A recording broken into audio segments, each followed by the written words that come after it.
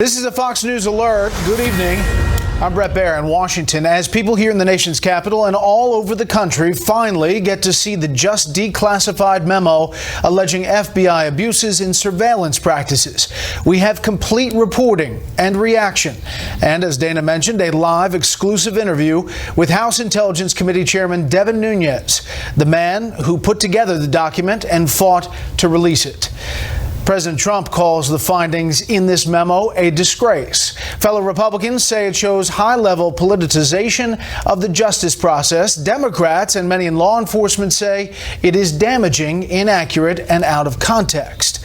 We have Fox team coverage tonight. John Roberts is at the White House with what the administration is saying and doing about the memo. But we begin with Chief Intelligence Correspondent Catherine Herridge here in Washington, the first journalist to get excerpts of the memo to tell us what's in it. Good evening, Catherine. Well, thank you, Brett. The White House sent a letter to the House Intelligence Committee today confirming the president used his authority as commander-in-chief to fully declassify the records without changes or redactions. The memo paints a troubling picture.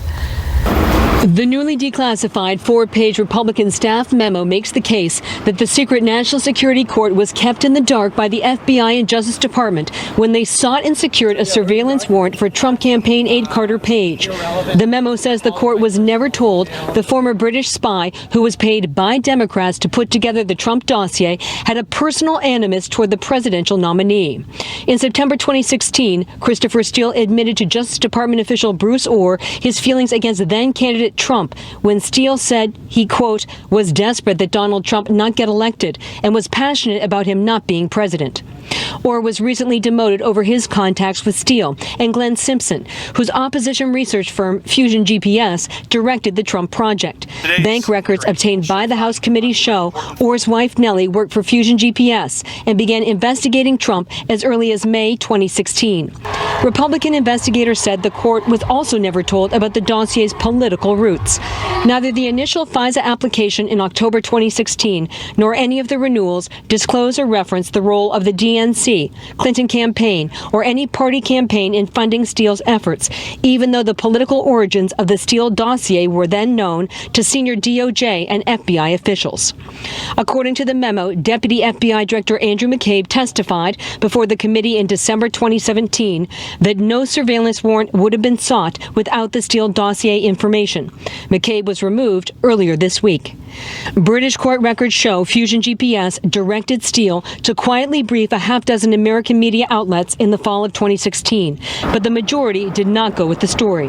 But one who did was apparently used to justify FBI surveillance. The Carter Page Fisa application also cited extensively a September 23, 2016 Yahoo News article by Michael Isikoff, which focuses on Page's July 2016 trip to Moscow. In a Fox interview last spring, Page denied working with the Russians. I have never broken any law or done anything untoward in Russia or relating to any Russian person. According to the memo, an FBI counterintelligence chief said the corroboration of the Steele dossier was in the early stages, even as the initial Page Fisa application was submitted. Days before the inauguration, Comey later testified he told the president-elect at Trump Tower the dossier was, quote, salacious and unverified. But strikingly, the dossier was used repeatedly to renew the surveillance of Page by Comey, his deputy McCabe, then Obama Deputy Attorney General Sally Yates, and later by Trump appointee Deputy Attorney General Rod Rosenstein. In the memo, Republicans raised the specter of legality over the handling of the Trump dossier and representations made to the Fisa court. Today, the Attorney General sent a formal referral to the Inspector General for investigation. Brett. All right, Catherine, thank you. The president says a lot of people should be ashamed of themselves. Clearly, many of his opponents are not. Chief White House correspondent John Roberts has that part of the story tonight from the North Lawn. Good evening, John. Brett, good evening to you. White House officials say the decision to release the memo was made by the president with input from his national security team, including law enforcement and intelligence officials. And while the White House praised the men and women of the FBI, it also pointed to what it called bad actors with a political bias against the president. Meeting in the Oval Office with North Korean defectors today, President Trump left no room for interpretation how he felt about the memo. I think it's terrible. You want to know the truth? I think it's a disgrace. What's going on in this country, I think it's a disgrace. A lot of people should be ashamed of themselves, and much worse than that. Reaction to the document came in like a flood. Carter Page, the Trump volunteer at the center of the Fisa memo, said in a statement, the brave and assiduous oversight by congressional leaders in discovering this unprecedented abusive process represents a giant historic leap in the repair of America's democracy. Former FBI Director James Comey, on the other hand, tweeted, "That's it? Dishonest and misleading memo wrecked the House Intel Committee, destroyed trust with intelligence community, damaged relationship with FISA court, and inexcusably exposed classified investigation of an American citizen. For what? DOJ and FBI must keep doing their jobs." In a conference call, Adam Schiff, the ranking member of the House Intelligence Committee, ripped the memo as blatant partisan politics. This wasn't about oversight. This is about telling a political story that's helpful to the president. It's about telling a political story that's designed to injure the work of the special counsel and to discredit it. Speaker of the House Paul Ryan said it was necessary to get the facts out in the light of day, in a statement saying that American civil liberties may have been violated and that he has serious concerns with the practice of using political documents funded by a candidate's political opponents to make law enforcement and counterintelligence decisions. A big question raised by the memo: what happens to Deputy Attorney General Rod Rosenstein? He oversees the special counsel investigation, but the memo reveals he signed one of the Pfizer surveillance applications against Page.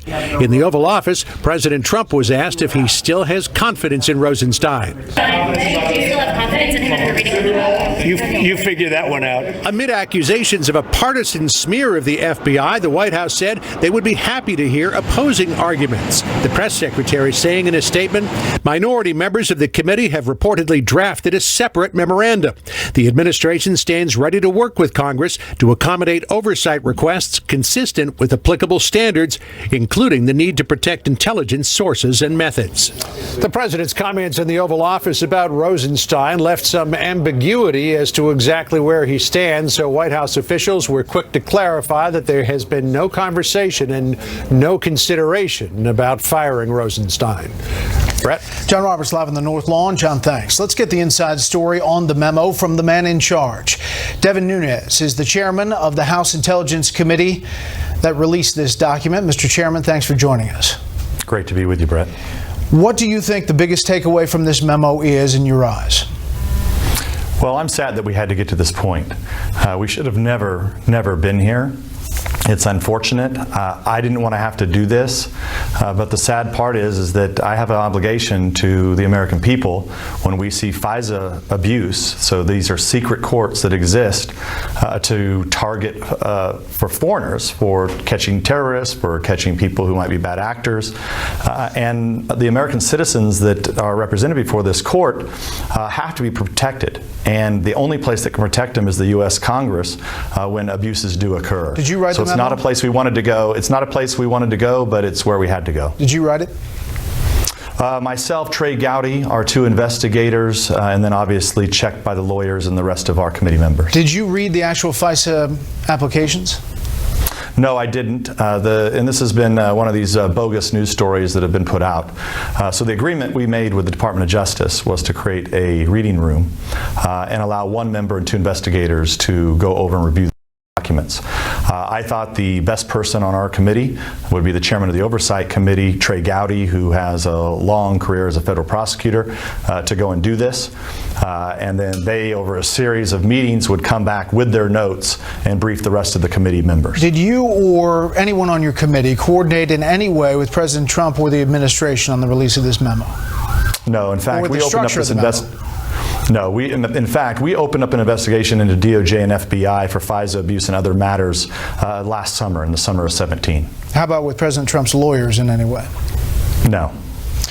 Outside conservative groups, just one today, put out an ad that's targeting Rod Rosenstein, the Deputy Attorney General, saying that he needs to do his job or quit. Any it seemed like it was timed out, but did you work with any outside groups in the formulation of this memo? No, I didn't. In fact, I personally like Rod Rosenstein. But look, the bottom line here is both Mr. Rosenstein, Mr. Sessions, Attorney General Sessions, and Director Wray have work to do. And they can't start doing their work to root out the problems if you don't admit first that you have a problem, and they've been unwilling to do that. But no, I don't work with outside groups on this. The FBI, DOJ, other intel agencies all say there are material omissions in this memo. What did you leave out? Is there justification for the FBI behavior you detail in this memo that we have yet to learn?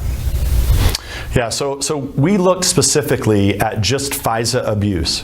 We wanted to keep sources and methods out. If you remember, 10 days ago, we were accused of a lot of things, especially that we were going to disclose our nation's top secrets. I think everybody's learned that was a total fallacy that was put out by the left and the mainstream media.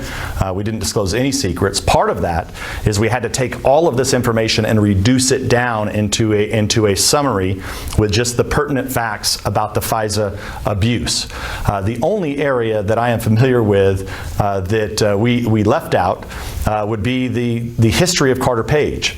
I explained why we left this out to the director of the FBI. The director of FBI is well aware of my concerns about Mr. Page, and I don't believe that somebody like Mr. Page should be a target of the FBI, especially using salacious information paid for by a political campaign like this dossier was about Mr. Page, and then supplemented by a news story that was actually created by Christopher Steele himself, the author of the dossier.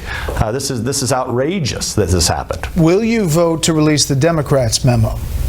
Yeah, we will. When is that going to happen? But it has to go through the same process. When do you think it'll be released? Hard to say. I don't know yet. We haven't even. I've only read through it once. We're going to have to go through and scrub it again. And let's not forget, these are the same Democrats who never wanted to start an investigation. These are the same Democrats who blocked our subpoenas or tried to block our subpoenas back in August. They tried to block our ability to go and get the records from Fusion GPS that led to a lot of the discoveries in this investigation.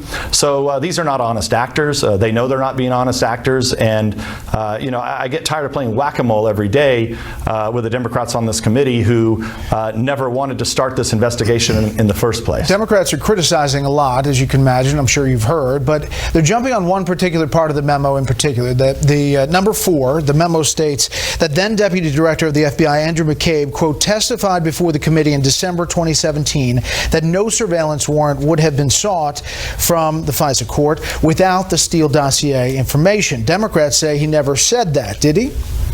Yeah, I mean, it's a summation of a long interview, and that is definitely what he said. Not to mention, we have other witnesses who said very similar things.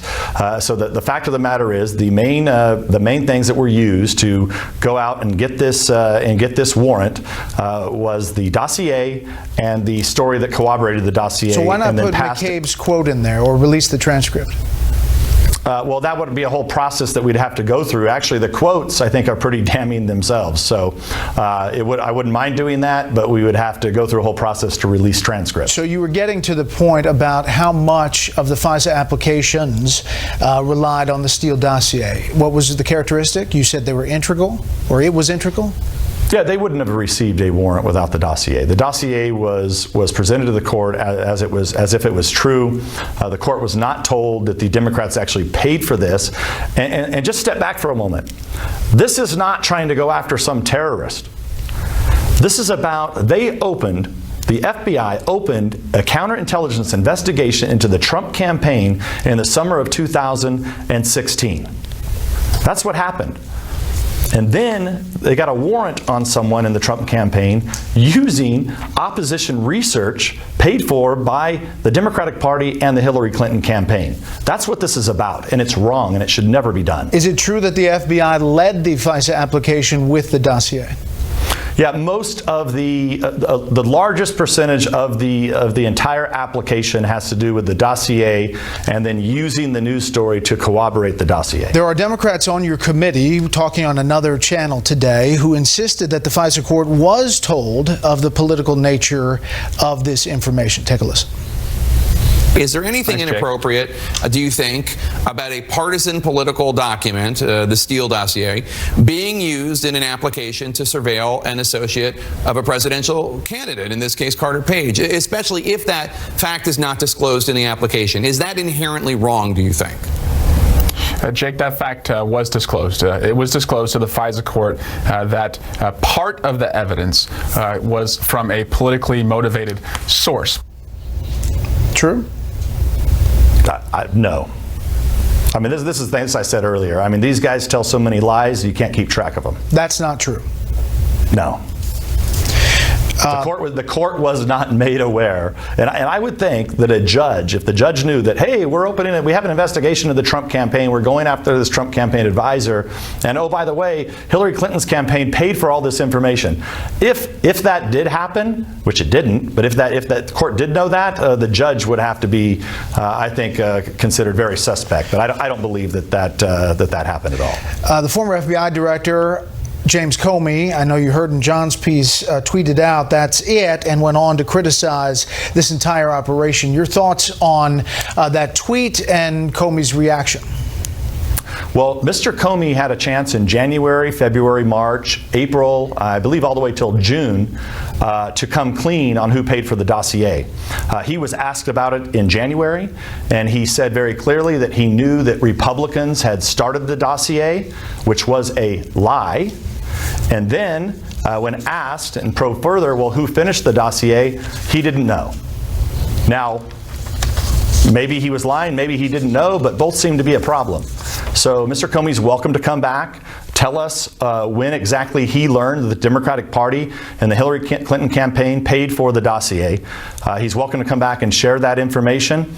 But I think the American people understand that the FBI should not go to secret courts using information that was paid for by the Democrats to open up investigations and get warrants on people of the other political party. That's the type of stuff that happens in banana republics. Comey said in testimony that some of the dossier is unverified and salacious.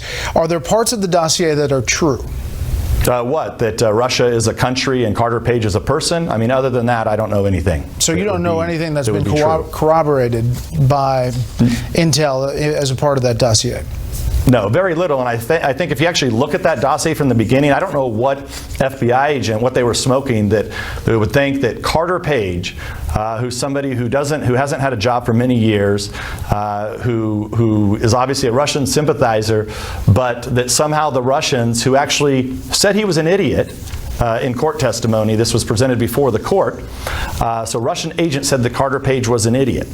And do you think that the Russians were going to offer him like a 19% share of the major oil company in Russia? I mean, this is crazy. And so when somebody first reads that dossier, I would think you would come away from that and think, okay, this is really this is wild stuff. In fact, it was probably, there's a good chance, let's not forget where the dossier came from.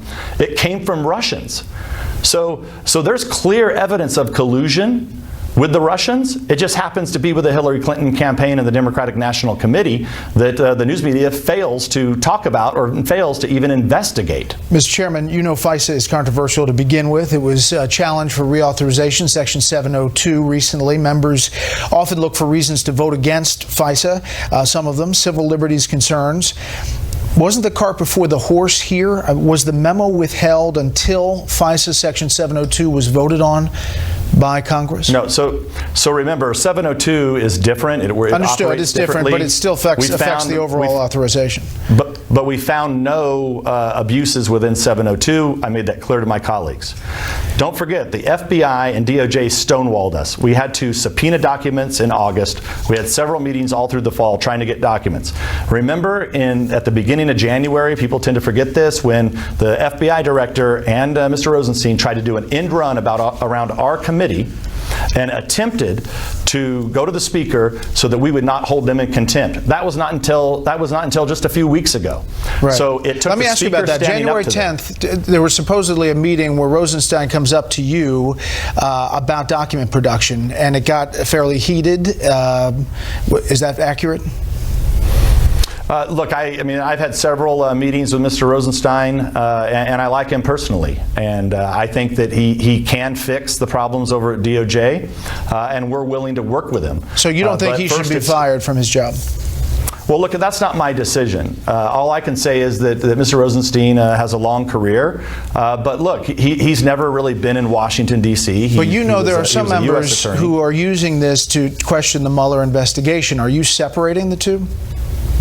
Well, I think what's happening is I think the mainstream media and the Democrats are tying this to the Mueller investigation because they're trying to perpetuate this nonsense of obstruction of justice because they've left the Russia collusion issue. They know there was no collusion.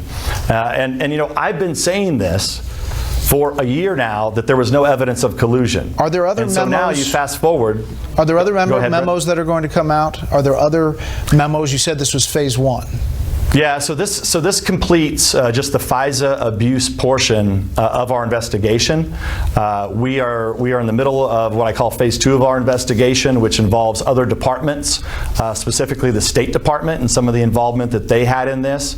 That investigation is ongoing, and we continue to work towards finding answers and asking the right questions to try to get to the bottom of what exactly the State Department was up to in terms of this Russia investigation. Quickly, Mr. Chairman, some people have called you a Russian agent. Others have said you should be fired. The barbs today on cable TV were pretty amazing. Your thoughts in dealing with all of this in the job that you have? Yeah, it's actually quite enjoyable because we have the underlying facts. We've been investigating this for a really long time. So you know that you're over the target when you're being attacked from all sides.